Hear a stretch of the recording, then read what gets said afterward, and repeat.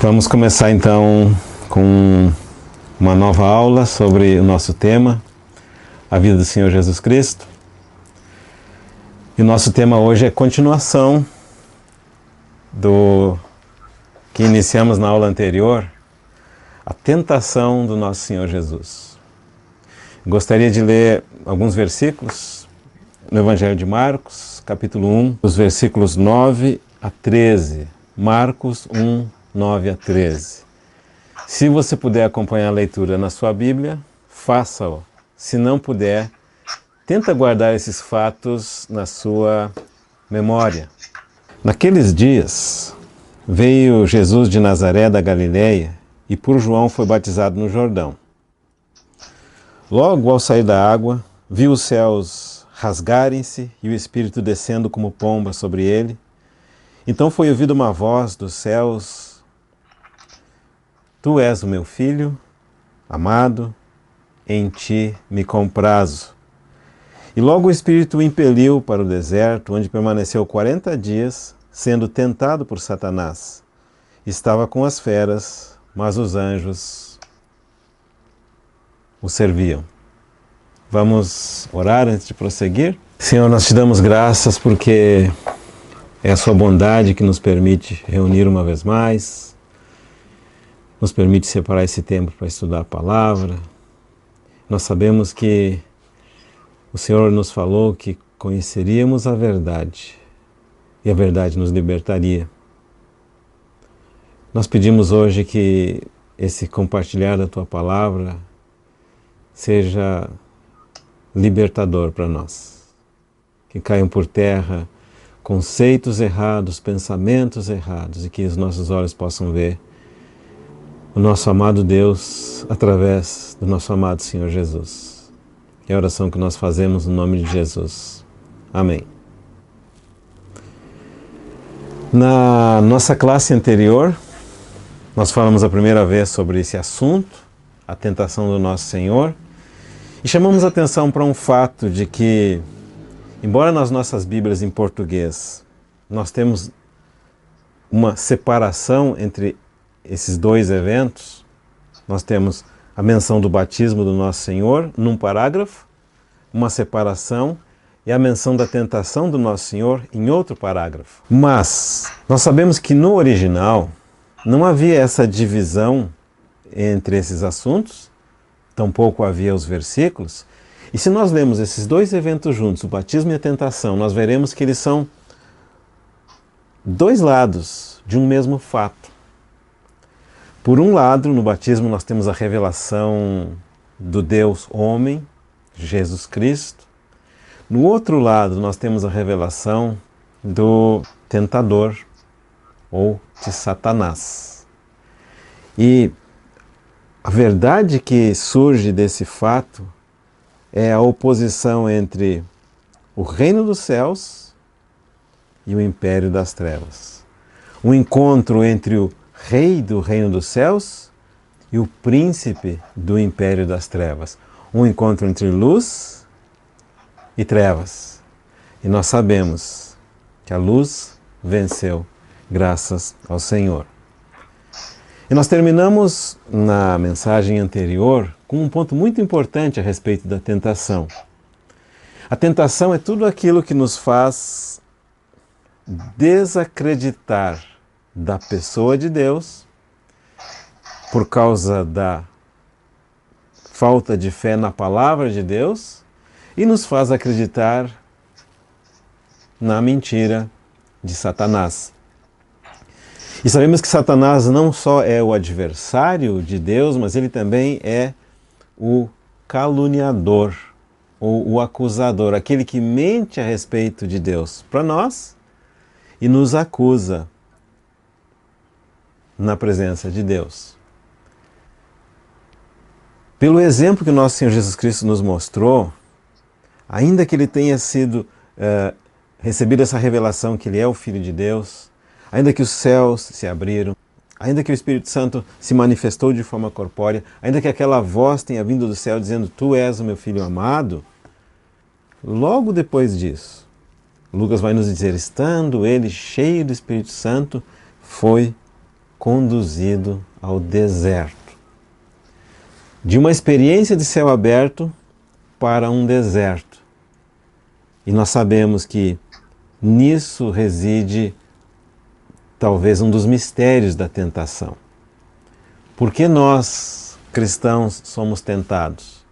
Por que nós passamos de uma experiência de céu aberto para um deserto? Por que nós sofremos? Por que o Filho de Deus teve de passar fome? Por que o Filho de Deus teve que estar com as bestas? Porque ali, ele, como o homem que agradou a Deus em tudo, teria de vencer o adversário. E qual a lição que nós ficamos desse ponto? Não deixe que as suas provações ou que as suas tentações se transformem num motivo para cair, num motivo para pecar. Lembra que Satanás tentou o Senhor dizendo, se és filho de Deus, então por que você está com fome? Se és filho de Deus, então por que não faz uma coisa ousada? Se és filho de Deus, ele sempre duvida desse aspecto. E isso acontece na nossa vida também. Nós somos cheios de perguntas, mas não deixa que as tuas dúvidas se transformem em motivo para pecar. Nós começamos o nosso estudo do dia de hoje com a narrativa do Evangelho de Marcos. Por quê? Ela é a mais condensada. Então nós acreditamos que essa narrativa deve ter todos os elementos essenciais que Deus deseja que nós compreendamos. Nós não temos os detalhes aqui. Os detalhes estão no Evangelho de Mateus, capítulo 4, ou no Evangelho de Lucas, capítulo 4 também. Mas aqui nós temos toda a história condensada. Nós temos aqui o ciclo completo. Olha comigo. E logo o Espírito o impeliu para o deserto, onde permaneceu 40 dias, sendo tentado por Satanás, estava com as feras, mas os anjos o serviam. Tem aqui a menção do Espírito Santo, tem aqui a menção de Satanás, tem a menção dos 40 dias, tem a menção das feras e a menção dos anjos. Nós vamos ver que todas essas coisas, o Senhor, a menção do Espírito Santo, a menção de Satanás, a menção das feras e a menção dos anjos, fecham um ciclo completo. E hoje, dando prosseguimento àquilo que nós iniciamos na aula anterior, que foi a revelação do Deus homem, Deus e homem na pessoa do Senhor Jesus Cristo, hoje nós queremos falar da revelação do tentador. Queremos ver quem é esse que se opõe ao nosso Senhor. Aqui em Marcos ele é chamado Satanás. No Evangelho de Mateus nós vamos ver que aparecem esses 3 nomes. Vamos ler a narrativa em Mateus, capítulo 4. Nós vamos, à medida da leitura, chamando a atenção para os nomes que aparecem. Capítulo 4, Mateus, versículo 1. A seguir foi Jesus levado pelo Espírito ao deserto para ser tentado pelo diabo. E depois de jejuar 40 dias e 40 noites, teve fome. Então, o tentador, aproximando-se, lhe disse, se és filho de Deus, manda que estas pedras se transformem em pães. No versículo 1 apareceu a palavra diabo. No versículo 3 apareceu a palavra tentador. Prossigamos a leitura. Jesus, porém, respondeu, está escrito, não só de pão viverá o homem, mas de toda a palavra que procede da boca de Deus. Então o diabo o levou à cidade santa, colocou-o sobre o pináculo do templo e lhe disse, se és filho de Deus, atira-te abaixo, porque está escrito, aos seus anjos ordenará a teu respeito que te guardem, e eles te sustentarão nas mãos para não tropeçares em alguma pedra. Respondeu-lhe Jesus, também está escrito, não tentarás o Senhor teu Deus. Versículo 5 é mencionado do outro nome, diabo. Versículo 8. Levou ainda o diabo a um monte muito alto, mostrou-lhe todos os reinos do mundo e a glória deles, e lhe disse: tudo isto te darei, se prostrado me adorares. Então Jesus lhe ordenou: retira-te, Satanás, porque está escrito: ao Senhor teu Deus adorarás, e só a ele darás culto. Com isso o deixou o diabo, e eis que vieram anjos e o serviram.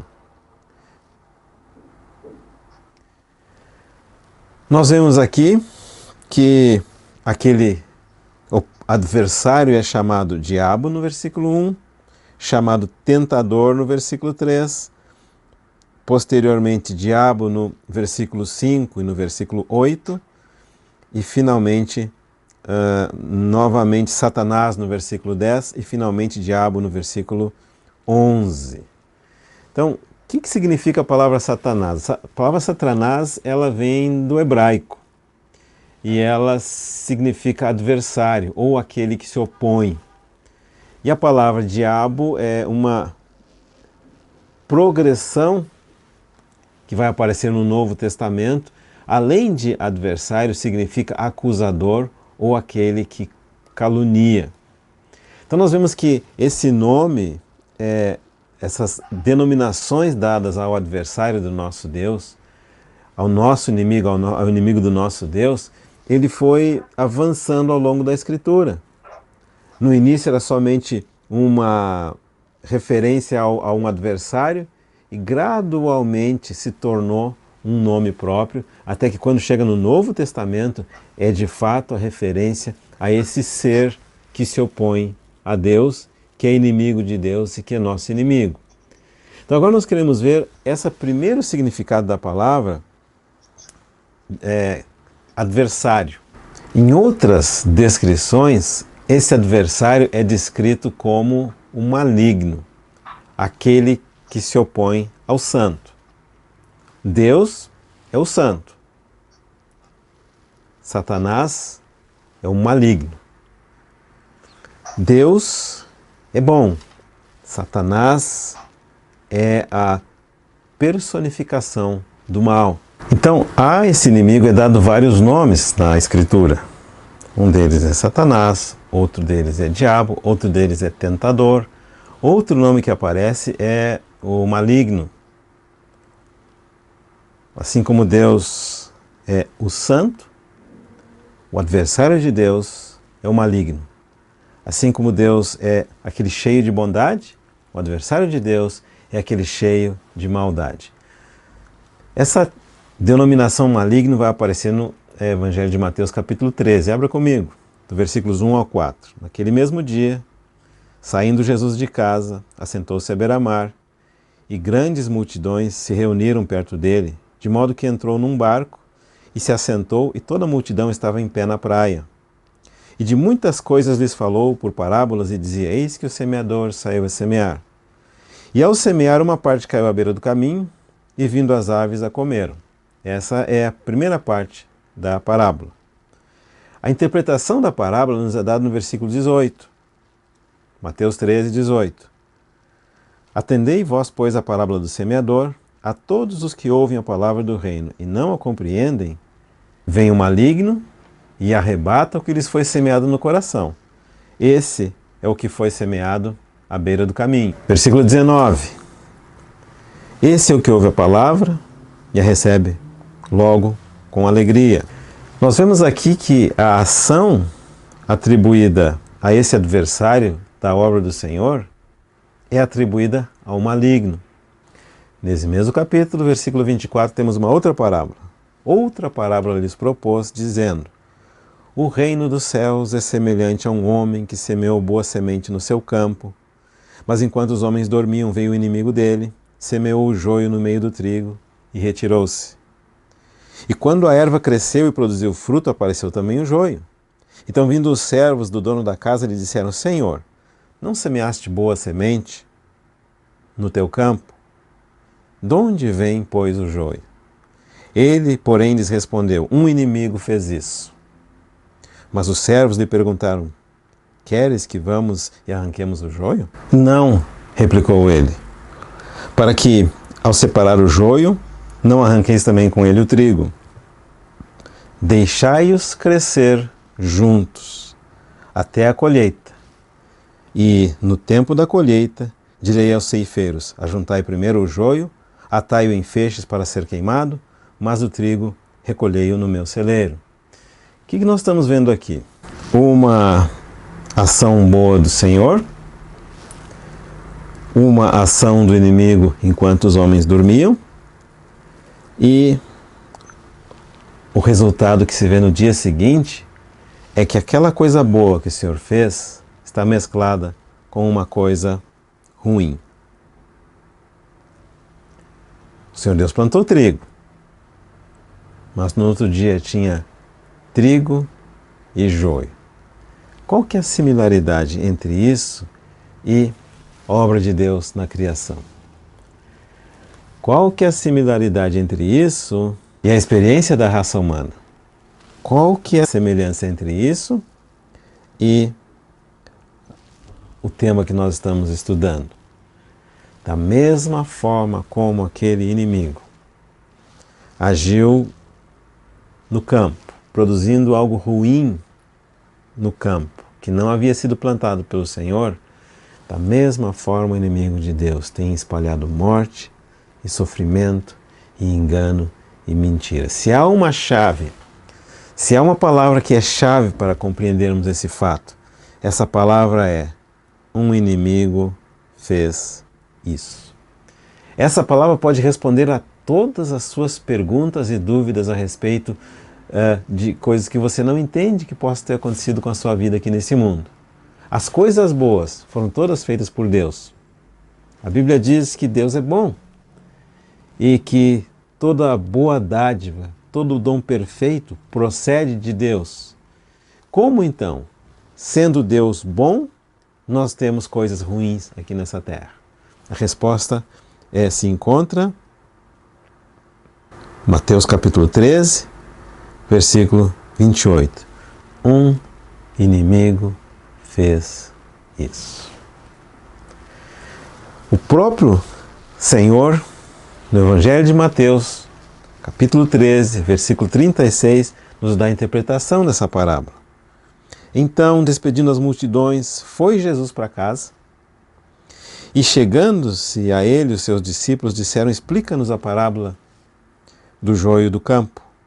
E ele respondeu: o que semeia a boa semente é o Filho do Homem. O campo é o mundo. A boa semente são os filhos do reino. O joio são os filhos do maligno. O inimigo que semeou é o diabo. A ceifa é a consumação do século e os ceifeiros são os anjos. Aqui nós vemos então, de maneira completamente clara, a natureza, o caráter, o modo de agir daquele que é o adversário, e nesse trecho da Escritura é chamado um inimigo, é chamado o maligno e é chamado o diabo. Todos a mesma pessoa. Agora, como nós podemos compreender um pouco mais a respeito dessa pessoa nefasta? Quem é ele? Na verdade, nós vimos na aula anterior que o nosso Senhor Jesus Cristo pôde dizer: eu te glorifiquei na terra, consumando a obra que me deste para fazer. Então, o nosso Senhor Jesus Cristo, ele manifestou a glória de Deus. E para isso foi criado o universo. Por essa razão foi criado céus e terra. Mas, infelizmente, nós sabemos que nem os céus e nem a terra, nesse momento, manifestam a glória de Deus da maneira plena como deveriam. É como se o céu estivesse triste, como se a terra estivesse ferida. E, obviamente, muito menos os homens, na sua grande maioria, manifestam qualquer glória de Deus. O que aconteceu? Aquele sistema perfeito criado por Deus, céus e terra, foi interrompido em sua perfeição pela entrada, pelo aparecimento do pecado.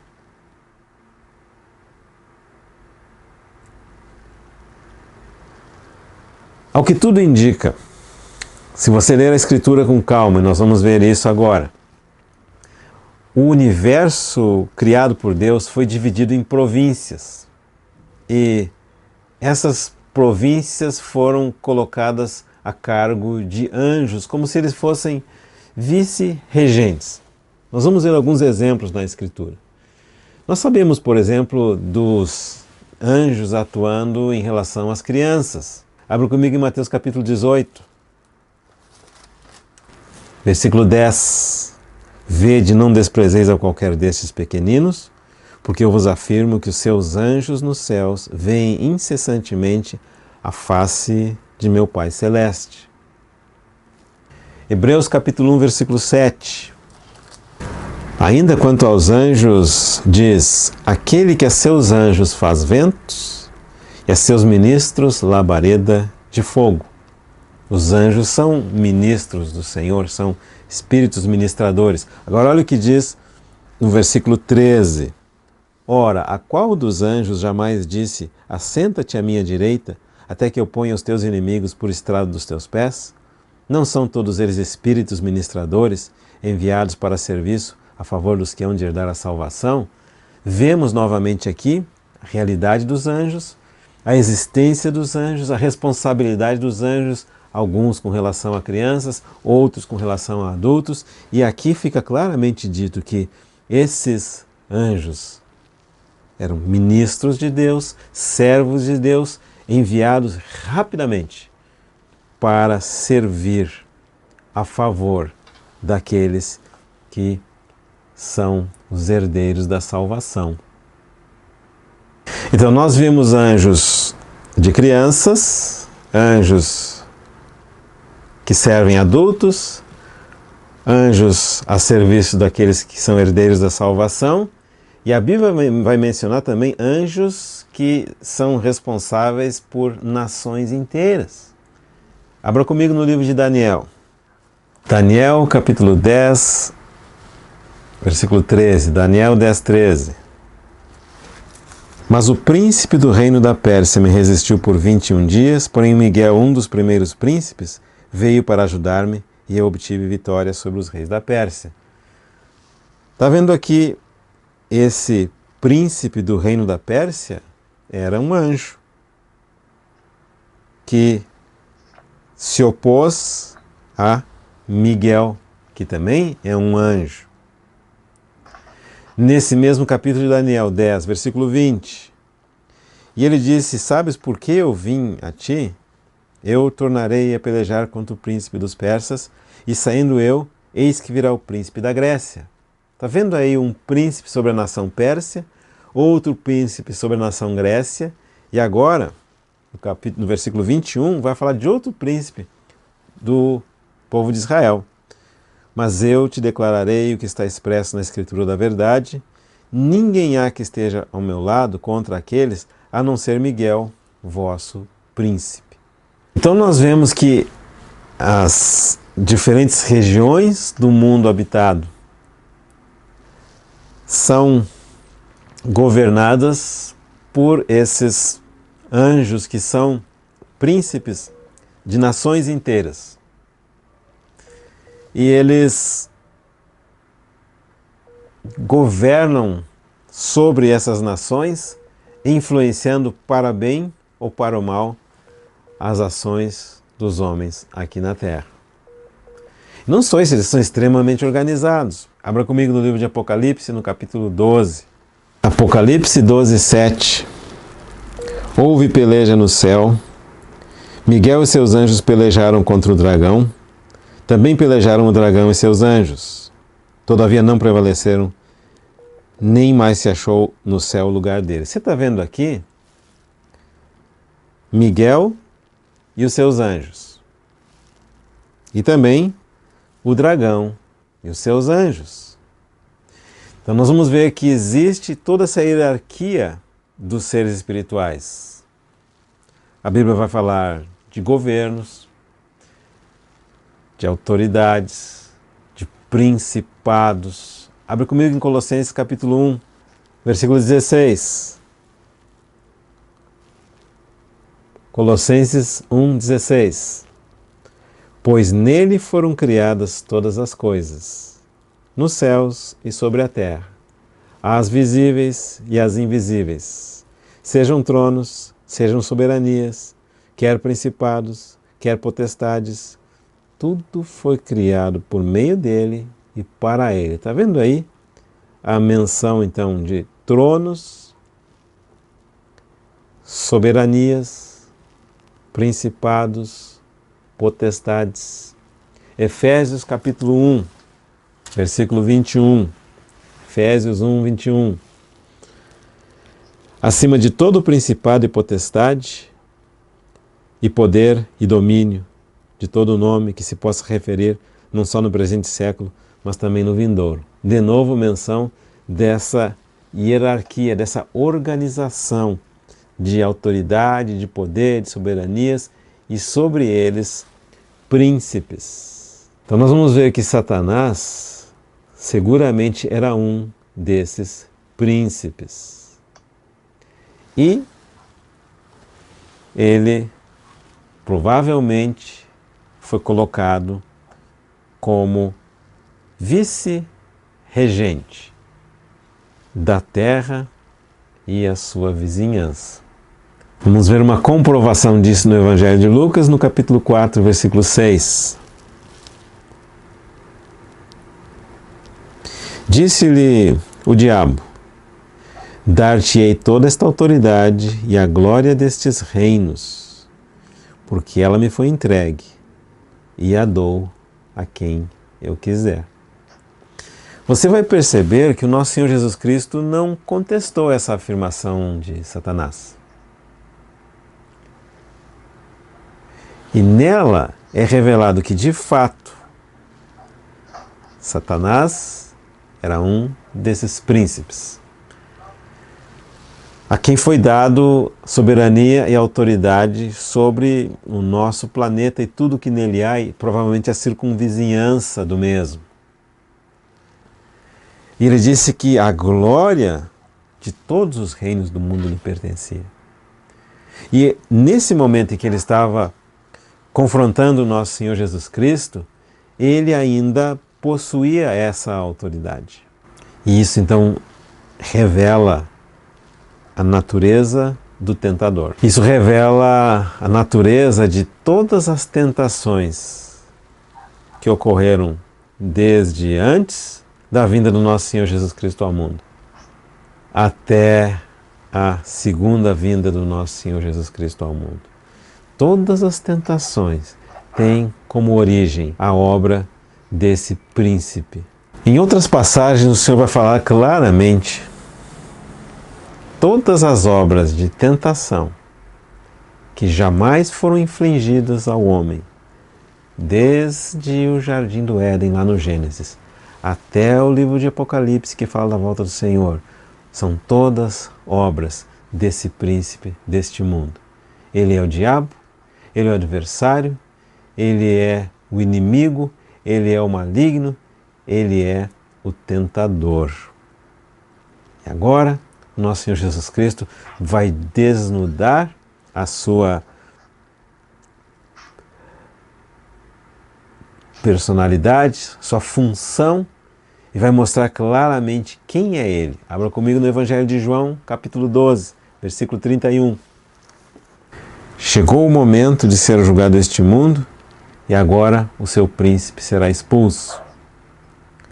Capítulo 14, versículo 30. Já não falarei muito convosco, porque aí vem o príncipe do mundo, e ele nada tem em mim. Capítulo 16, versículo 11. Do juízo, porque o príncipe deste mundo está julgado. Então, é muito claro que o diabo, o inimigo, Satanás, o tentador, o maligno, o príncipe deste mundo, são uma única pessoa.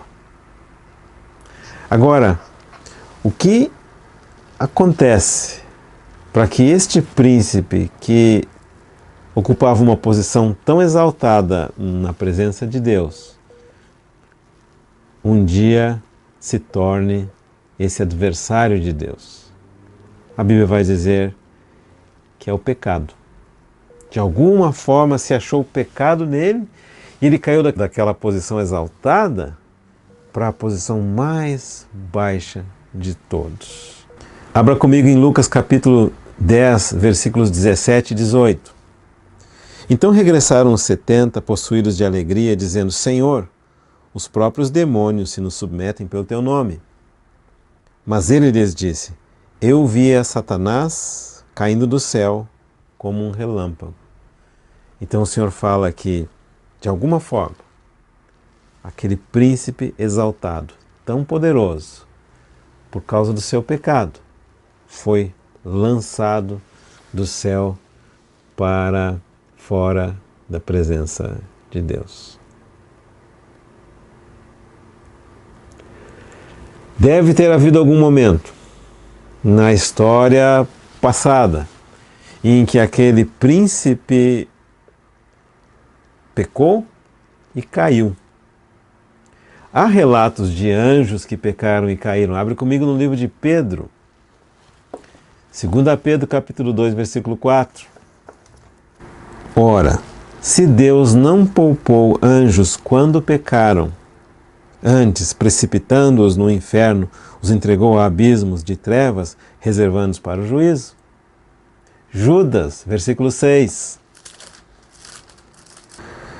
E os anjos que não guardaram o seu estado original, mas abandonaram o seu próprio domicílio, ele tem guardado sob trevas, em algemas eternas, para o juízo do grande dia. Então nós vemos que há precedentes que explicam o motivo pelo qual anjos podem cair, podem ser lançados no abismo, podem perder a sua posição, e nos é dito que o nosso Senhor viu Satanás caindo. Agora, o quadro está muito claro. Aquele que, em alguma porção do Antigo Testamento, nos é chamado como Lúcifer, significa aquele que sustém a luz, se transformou num Satanás, um adversário, e se transformou no diabo, o enganador e caluniador dos santos. Por que nós estamos mencionando tudo isso a respeito do tentador, como ele é referido lá no Evangelho de Mateus? Para que nós possamos entender qual que é o pano de fundo da tentação. O pano de fundo da tentação é que na tentação se encontra o fundador e rei do reino dos céus em oposição ao fundador e príncipe do império das trevas. Isso é extremamente importante para nós entendermos não só o pano de fundo da tentação do nosso Senhor, mas o pano de fundo de todas as tentações.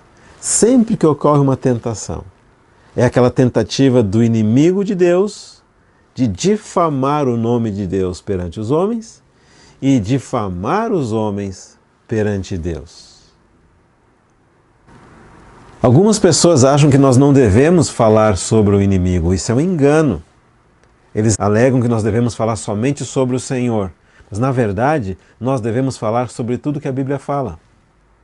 E nós não devemos falar a respeito de nada que a Bíblia não fala.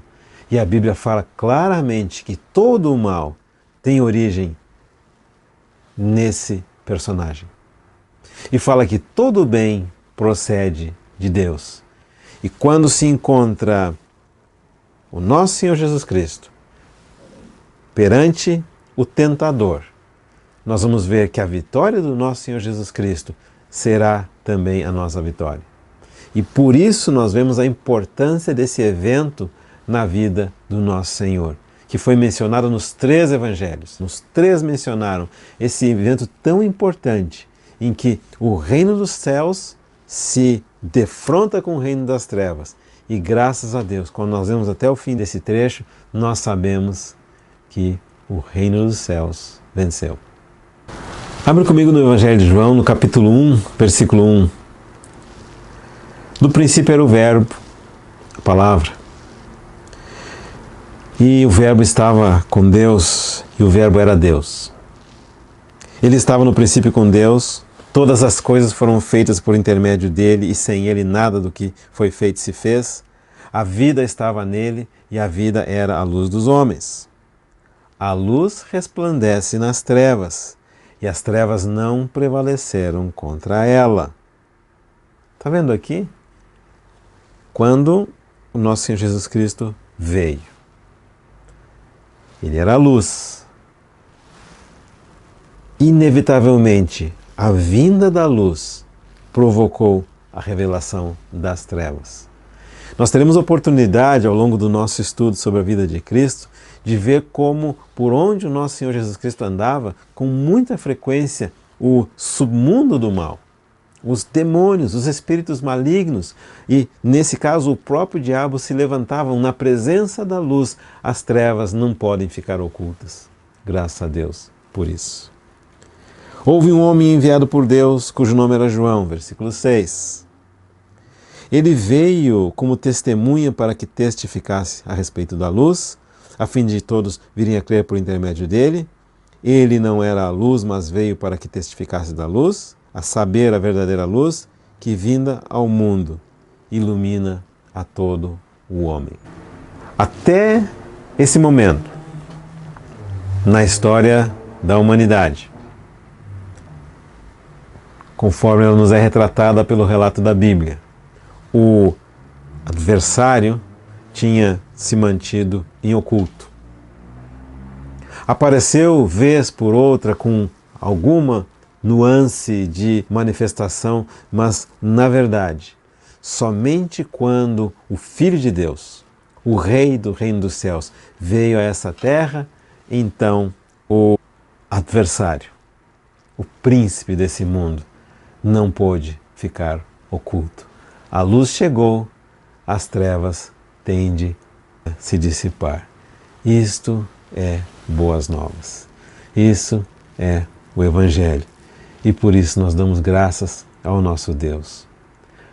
Agora, o que significa o adversário estar escondido todo esse tempo? É que tem um outro nome que nós gostaríamos de mencionar, que é o nome, o enganador, ou sedutor, como aparece lá no livro de Apocalipse, no capítulo 12. Abre Apocalipse capítulo 12. Apocalipse capítulo 12, versículo 7. Houve peleja no céu, Miguel e seus anjos pelejaram contra o dragão, também pelejaram o dragão e seus anjos, todavia não prevaleceram, nem mais se achou no céu o lugar deles, e foi expulso o grande dragão, a antiga serpente, que se chama Diabo, e Satanás, o sedutor de todo o mundo. Sim, foi atirado para a terra, e com ele os seus anjos. Então ouvi grande voz do céu proclamando: agora veio a salvação, o poder, o reino do nosso Deus e a autoridade do seu Cristo, pois foi expulso o acusador de nossos irmãos, o mesmo que os acusa de dia e de noite diante do nosso Deus. Aqui, nesse versículo de Apocalipse, está exposta toda a descrição da personalidade desse ser nefasto. O dragão, a antiga serpente, Satanás, sedutor e caluniador. Nós vamos falar um pouquinho mais sobre isso, mas não poderíamos deixar de mencionar o segredo informado pelo nosso Senhor aqui, através da sua palavra. E eles, pois, o venceram por causa do sangue do Cordeiro e por causa da palavra do testemunho que deram, mesmo em face da morte, não amaram a própria vida. Ele, de fato, tem todos esses atributos. É o diabo, é Satanás, é o inimigo, é o tentador, é o sedutor, é o acusador, mas ele foi vencido pelo sangue do nosso Senhor Jesus, derramado na cruz do Calvário. Nós damos graças a Deus por isso. Então nós vemos que, mesmo já nesse versículo de Apocalipse, tem uma ligação entre o livro de Gênesis Primeira menção do inimigo de Deus, a serpente. Última menção do inimigo de Deus, o dragão. Essa serpente e esse dragão são uma mesma pessoa, são Satanás, o adversário. Agora, lá no Jardim do Éden, esse adversário estava escondido sob a instrumentalidade de um animal, de uma serpente. Aqui, no livro de Apocalipse, ele está revelado claramente como aquele que engana o mundo, seduzindo-os a rebelarem-se contra Deus, e como aquele que acusa os homens diante de Deus dia e noite. Mas o que tem entre essa manifestação primeira dele, lá em Gênesis, e essa revelação final dele em aberto, aqui em Apocalipse? O evento da tentação no deserto. A partir dali, quando o Filho de Deus foi manifesto, o príncipe das trevas não pôde mais permanecer oculto. E é por isso que o nosso Senhor Jesus Cristo vai dizer: eu vim para destruir as obras do diabo.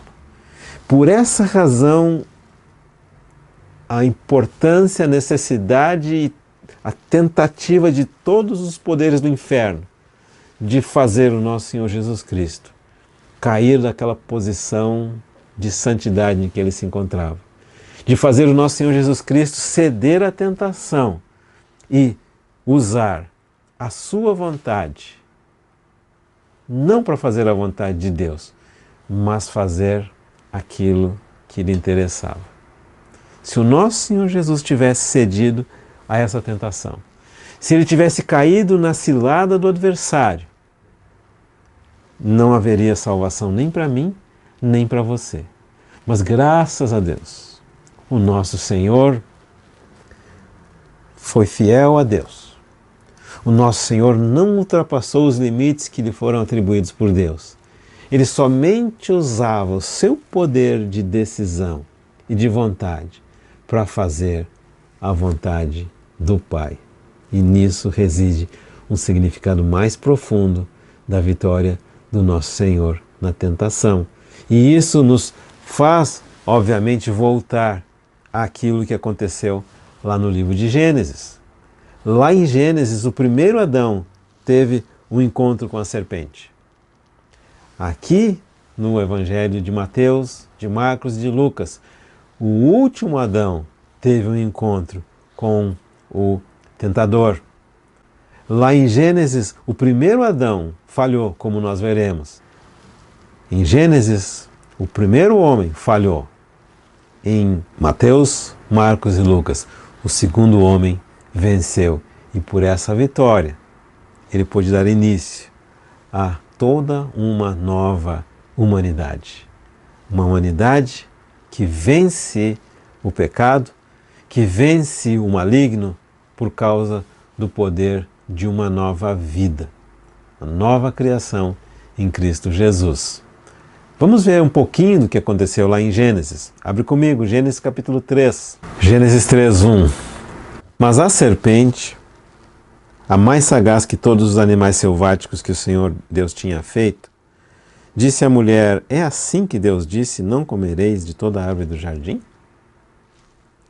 Respondeu-lhe a mulher: do fruto das árvores do jardim podemos comer, mas do fruto da árvore que está no meio do jardim, disse Deus, dele não comereis, nem tocareis nele, para que não morrais. Aqui eu queria fazer uma pausa para ler o que Deus havia falado e o que a Eva entendeu. O que Deus havia falado, capítulo 2, versículo 15. Tomou, pois, o Senhor Deus ao homem e o colocou no jardim do Éden para o cultivar e guardar. Versículo 16. E o Senhor Deus deu essa ordem: de toda a árvore do jardim comerás livremente. Versículo 17. Mas da árvore do conhecimento do bem e do mal não comerás, porque no dia em que dela comerdes, certamente morrerás. O que a Eva disse? Dele não comereis, nem tocareis nele, para que não morrais. que Deus disse? Dele não comerás. Viu que ela acrescentou uma palavrinha? Tem duas coisas erradas que nós podemos fazer com a palavra de Deus, entre outras. Uma delas é retirar coisas da palavra de Deus. Nós nunca deveríamos retirar coisas da palavra de Deus. A outra delas é acrescentar coisas à palavra de Deus, e foi isso que Eva fez. Provavelmente, quando ela acrescentou esse não comereis nem tocareis, é porque provavelmente depois dela ter sido tentada a comer, tentada em pensamento, convencida, seduzida pelo inimigo, a próxima coisa que ela fez foi tocar. E só depois então, provavelmente ela comeu. Está percebendo? Mas começou com uma desobediência velada, em pensamento, depois uma desobediência um pouco mais aberta em ação, até que nós temos o ato consumado no pecado da Eva contra Deus. E, quando ela deu para o seu esposo, o pecado dos dois contra Deus. Prossigamos a leitura. Então a serpente disse à mulher, é certo que não morrereis. No momento em que a Eva deu abertura para esse diálogo com a serpente, ela aceitou aquela pergunta que colocava em dúvida a palavra do nosso Deus. Depois ela acrescentou a palavra do nosso Deus. E finalmente a serpente atacou e contradisse a palavra do nosso Deus. Deus disse, o dia em que dela comeres, certamente morrerás. A serpente disse, é certo que não morrerás. Está vendo aí? Da mesma forma que a tentação do nosso Senhor Jesus começa com o tentador perguntando se és filho de Deus, a tentação da Eva começa perguntando, não comereis de toda a árvore do jardim? Coloca uma dúvida pequenininha e vai abrindo aquela dúvida até que se torna uma oposição à verdade de Deus. Sigamos a leitura. Então a serpente disse à mulher, é certo que não morrereis, porque Deus sabe que no dia em que dele comerdes, se vos abrirão os olhos. E, como Deus, sereis conhecedores do bem e do mal. O que nós aprendemos aqui nessa lição? Que a ideia da Eva era, por trás, pelas costas, desobedecendo o Senhor, comer daquele fruto que lhe fora proibido e com isso exaltar-se a posição de ser como Deus. Qual foi o fato que a serpente lhe escondeu? Ela não disse também que ela seria como os demônios. Nós vemos que a Eva não foi tentada pelo mal em si, mas ela foi tentada por um bem que poderia ser obtido por meio de fazer o mal. Qual foi a falsidade nela implantada por Satanás? O engano de que ela poderia, por meio de uma ação errada, alcançar uma coisa boa. Não é nisso que reside toda e qualquer tentação que possamos enfrentar. O inimigo vai dizer, faça isso errado para alcançar aquilo que é certo. Faça isso contrário à lei de Deus para alcançar aquilo que é bom. Nisso reside a tentação. E para isso, o nosso Senhor Jesus Cristo falou um aberto, absoluto, claro e determinado não. Por 3 vezes ele foi tentado e por 3 vezes ele disse não, não e não. Nós veremos os detalhes da ação do inimigo e da reação do nosso Senhor Jesus Cristo numa próxima oportunidade, mas hoje esse princípio geral deveria ficar muito claro. Nisso residiu o mal da Eva. Se ela tivesse submetido, junto com seu marido, a autoridade de Deus, ela teria vencido, como o nosso Senhor Jesus Cristo se submeteu e venceu. E a cada vitória, ela seria fortalecida nesse caminho de andar em obediência e comunhão com Deus. Até que de obediência em obediência ela passaria dessa possibilidade de não pecar para a impossibilidade de pecar, exatamente como aconteceu com o nosso amado Senhor Jesus Cristo. De obediência em obediência, de submissão em submissão, de um sim para o outro sim à vontade de Deus, ele alcançou a perfeição, ele foi tornado completo.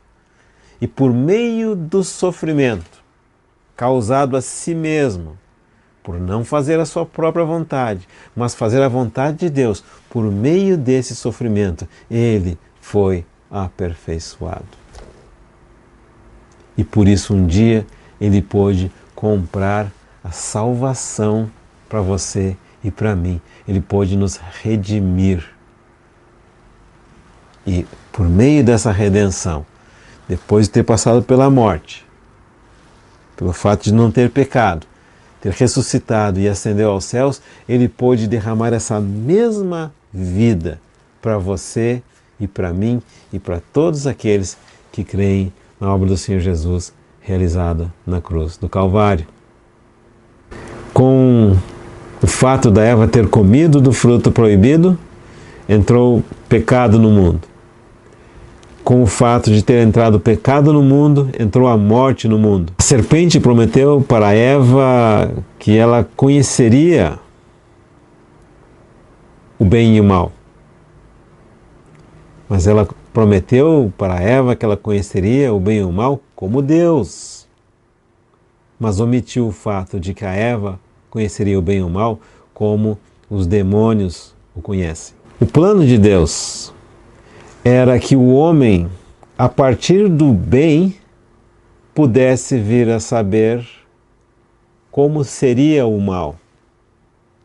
Mas por causa do pecado, a partir do mal, o homem poderia saber como seria o bem.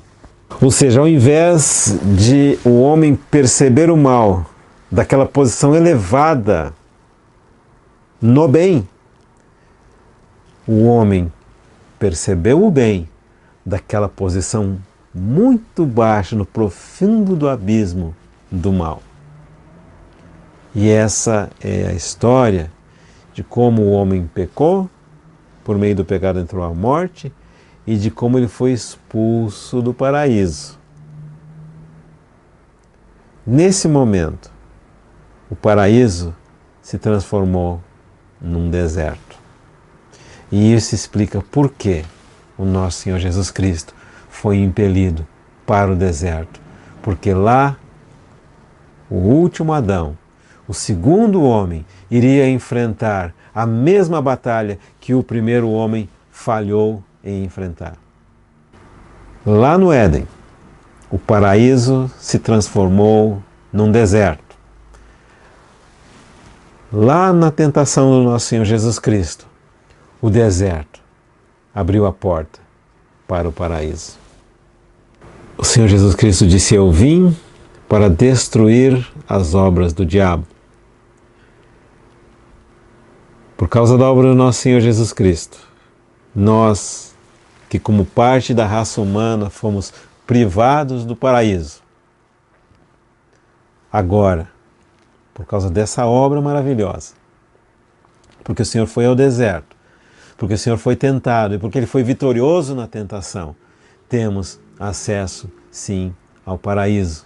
Abre comigo no livro de Apocalipse, no capítulo 2, versículo 7. Quem tem ouvidos, ouça o que o Espírito diz às igrejas. Ao vencedor, dar-lhe-ei que se alimente da árvore da vida, que se encontra no paraíso de Deus. Graças a Deus por isso. Graças a Deus pela vitória do nosso Senhor Jesus Cristo naquele deserto. Graças a Deus pelos 40 dias em 40 noites nos quais o Senhor não comeu. Graças a Deus pela força com a qual o Senhor Jesus Cristo venceu todas as artimanhas do maligno a ponto de expô-lo. De forma que hoje nós todos sabemos quem é o autor de todo o mal. Quem é o autor de todo o sofrimento, quem é o autor de todos os desertos. Mas graças a Deus Ele foi para o deserto para nos abrir a porta para o paraíso que fora perdido. Graças a Deus por isso. O primeiro homem, na melhor das condições, pecou. O segundo homem, na pior das condições, venceu. Esse é o nosso Senhor. Esse é o nosso Jesus. Esse é o nosso Cristo. Que o Senhor ilumine o nosso entendimento. Que o Senhor nos mostre mais desse maravilhoso Senhor. Que o Senhor conquiste mais da nossa vida. E que mais ainda dessa vida que Cristo é, possa encher a nossa vida e nela se manifestar. Até aquele dia em que nós o veremos face a face e seremos chamados a entrar no paraíso de Deus. Vamos orar. Muito obrigado, Senhor, porque a Tua palavra é vida. Fala conosco primeiro essa palavra. Convence-nos, Senhor. Cria em nós um coração que tem essa disposição de, por meio da vida do Cristo que em nós habita, vence o pecado, vence a tentação, vence a morte, vence o mundo e vence ao inimigo. Nós oramos desde já agradecidos no nome do Senhor Jesus. Amém.